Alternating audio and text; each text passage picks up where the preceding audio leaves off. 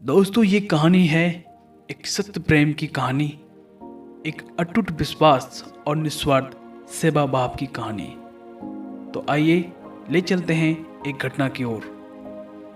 ये कहानी है उस समय की जब भगत सिंह को असेंबली में बम फेंकने के बाद जेल की सज़ा सुनाई। उस समय एक व्यक्ति जिनका नाम बोगा था, वो अक्सर भगत सिंह की बैरक यानी कि जेल की सफाई करने के लिए आया करते थे। भगत सिंह उनको देखकर हमेशा मुस्कुराया करते थे और प्यार से बेबे बोला करते थे। बेबे यानी कि माँ।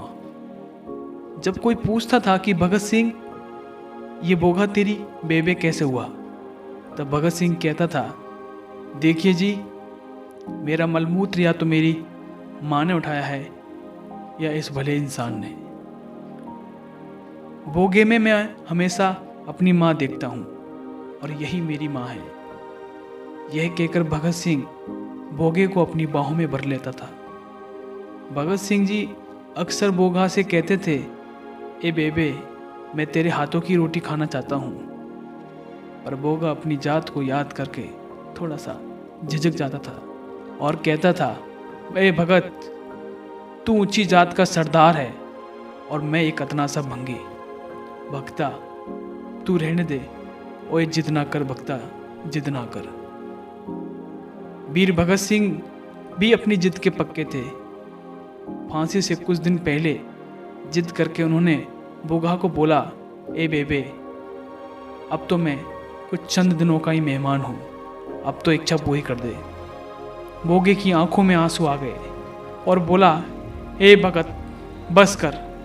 रोते रोते उसने खुद अपने हाथों से उस वीर भगत सिंह को रोटियां बनाई और अपने हाथों से खिलाई।